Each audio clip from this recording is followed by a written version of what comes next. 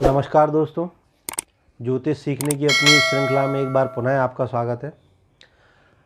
आज के इस वीडियो में हम सीखेंगे ग्रहों के बारे में कि ग्रहों का नैसर्गिक गुणधर्म क्या होता है। जैसे हम जानते हैं कि 9 ग्रह सूर्य, चंद्रमा, मंगल, बुध, गुरु, शुक्र, शनि, राहु और केतु 9 ग्रह हैं हमारे ज्योतिष में, जो हमारी ज़िंदगी पर प्रभाव डालते हैं अपना। सर्वप्रथम हमें ये जानना बहुत ज़्यादा महत्वपूर्ण है कि इन ग्रहों का स्वभाव क्या है। सूर्य, जिसको आत्मकारक ग्रह भी माना जाता है, सूर्य को एक क्रूर ग्रह के रूप में माना जाता है। चंद्रमा सौम्य ग्रह या नैसर्गिक शुभ ग्रह माना जाता है, मगर चंद्रमा पक्ष बली है कि नहीं ये देखना आवश्यक होता है, क्योंकि अगर चंद्रमा कृष्ण पक्ष में है तो चंद्रमा अशुभता लिए रहता है और शुक्ल पक्ष का चंद्रमा सौम्य और शुभ माना जाता है। मंगल क्रूर ग्रह माना जाता है। बुध, इसकी चर्चा हम आगे करते हैं, क्योंकि बुध के बारे में बताया गया है कि उसका ग्रहों के साथ में प्रभाव उसके स्वभाव को निर्धारित करता है। गुरु और शुक्र को नैसर्गिक शुभ ग्रह माना गया है। ये 2 प्लैनेट पूर्ण शुभत्व लिए हुए हो रहते हैं। शनि को पापी ग्रह माना गया है। राहु और केतु, इन दोनों ग्रहों को भी पापी ग्रह माना गया है। अब समझते हैं बुध के बारे में। बुध के साथ में ये बोला गया है कि बुध का संबंध जिस ग्रह के साथ होता है, बुध की युति जिस ग्रह के साथ होती है, या बुध को जिन ग्रहों की दृष्टि मिलती है, बुध का स्वभाव उस तरीके से रहता है। अगर बुध पापी ग्रहों के साथ में है आपकी कुंडली में स्थित, तो बुध को हम पापी ग्रह के रूप में लेंगे। और बुध अगर सौम्य ग्रहों के साथ में है, गुरु, शुक्र या चंद्रमा के साथ में, तो बुध को हम सौम्य या शुभ ग्रह लेंगे। बुध अगर कुंडली में अकेले बैठे हुए हैं तो हम बुध को शुभ ग्रह के रूप में मानेंगे, और बुध अगर सूर्य या मंगल के साथ में है तो बुध को हम क्रूर ग्रह के रूप में मानेंगे।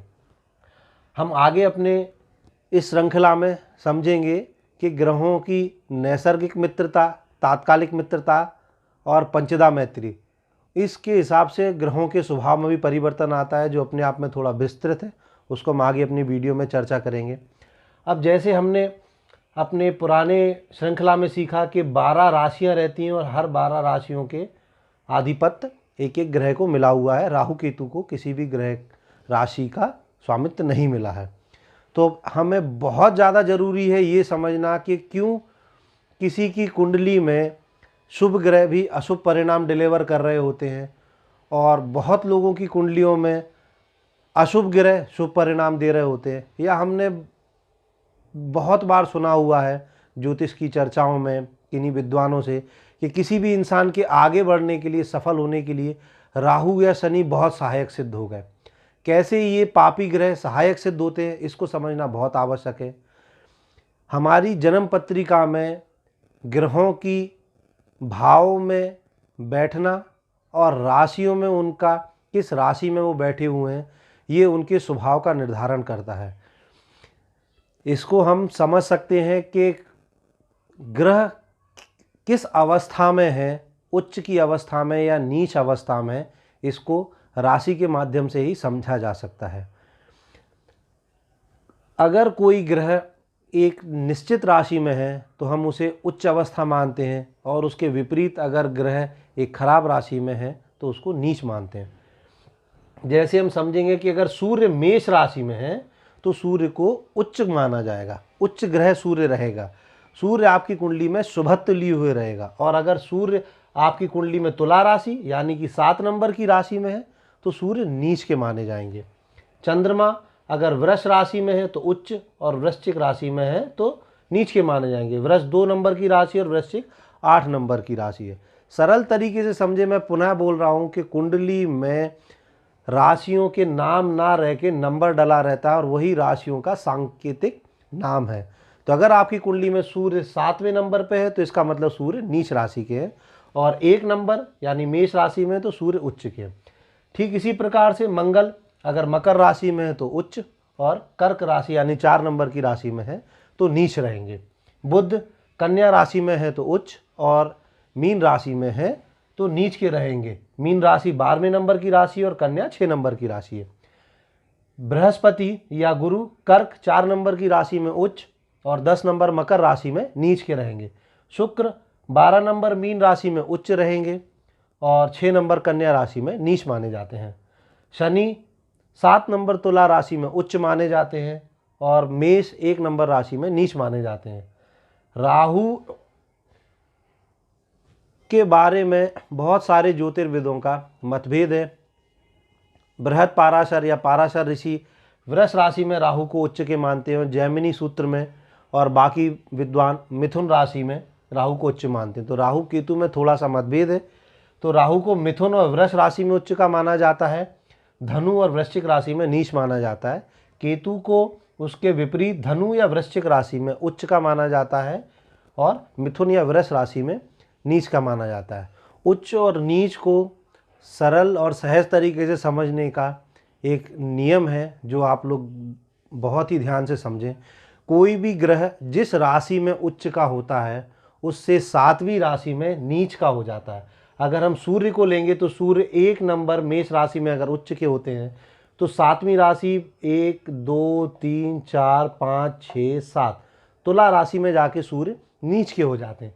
ठीक इसी प्रकार से चंद्रमा अगर वृष में उच्च के होते हैं, वृष 2 नंबर की राशि है, तो वृष से 7वीं राशि 1 2 3 4 5 6 7 वृश्चिक 8वीं नंबर की, तो दूसरी राशि से 8वें नंबर की राशि वृश्चिक 7वीं राशि में नीच के हो जाते हैं। तो इसको समझना बहुत ही आसान है कि कोई भी ग्रह जिस राशि में उच्च का होता है उस राशि से ठीक 7वीं राशि में नीच हो जाता है। अगर हम समझें केतु धनु यानी 9वीं राशि में उच्च का हो रहा है तो 7वीं राशि कौन सी होगी नीच की, तो धनु मकर कुंभ मीन, यहाँ राशि खत्म हो गई, चौथी राशि है। इसके बाद हम पुनः आगे इसी क्रम में आ जाएंगे 5 6 और 7 मेष वृष और मिथुन, तो केतु मिथुन राशि में जाके नीच के हो जाएंगे। तो ये हो गया ग्रहों का 7वीं राशि में नीच होना। अब एक और आसान तरीका है जिसको समझने की कोशिश करेंगे कि सूर्य जिस राशि में उच्च का होता है शनि उस राशि में नीच के होते हैं। तो मैंने साइन बनाया हुआ है, टिक का आप समझेंगे। सूर्य जिस राशि में उच्च का होगा शनि उस राशि में नीच होगा, शनि जिस राशि में उच्च होगा सूर्य उस राशि में नीच होंगे। ठीक इसी तरीके से मंगल जिस राशि में उच्च का होगा कर्क में, बृहस्पति उस राशि में नीच का होगा मकर में। मंगल जिस राशि में नीच के होंगे बृहस्पति उस राशि में उच्च के होंगे।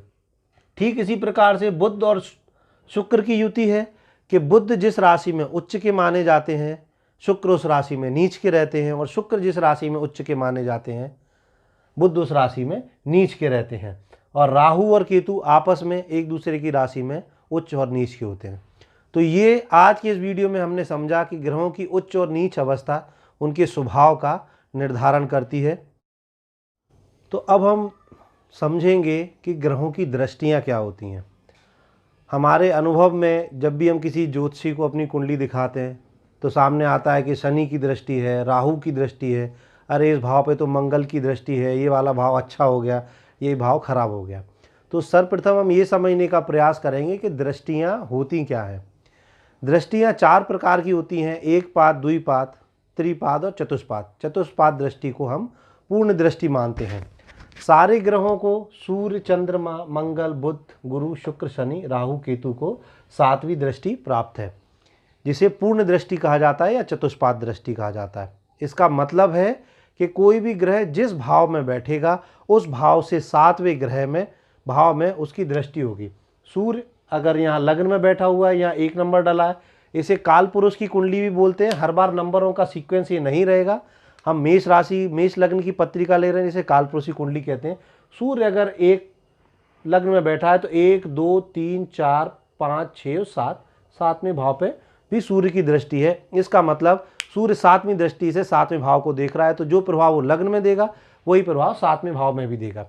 ठीक उसी तरीके से मंगल शनि गुरु को 4वीं 7वीं 8वीं, गुरु को 5वीं 7वीं 9वीं, शनि को 3 7 10 दृष्टियाँ प्राप्त हैं।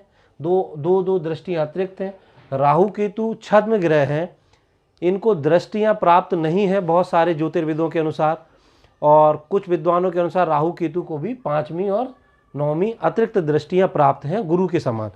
तो पहले हम समझते हैं शनि को लेके। अगर शनि चौथे आपके घर में बैठा है, सुख स्थान में बैठा है, तो शनि को 3री और 10वीं 2 अतिरिक्त दृष्टियाँ प्राप्त हैं, 7वीं तो है ही। तो शनि 1 2 और 3 इस भाव को प्रभावित करेगा 3री दृष्टि से, 4, 5, 6, 7 इसको प्रभावित करेगा, 8, 9 और 10 इसको प्रभावित करेगा। मतलब शनि जब चौथे स्थान में बैठेगा तो आपकी छठवें भाव को, आपके 10वें भाव को और आपके लग्न भाव को भी प्रभावित करेगा। तो इसी को बोलते हैं शनि की दृष्टियां, कि शनि बैठा तो चौथे घर में, बट शनि अपनी 3, 7 और 10 दृष्टियों से छठवें, 10वें और लग्न भाव को भी प्रभावित करता है। तो ये हो गई ग्रहों की दृष्टियां। आगे हम अपनी ज्योतिष सीखने की श्रृंखला में कुछ नए टॉपिक के साथ आएंगे। तब तक के लिए नमस्कार।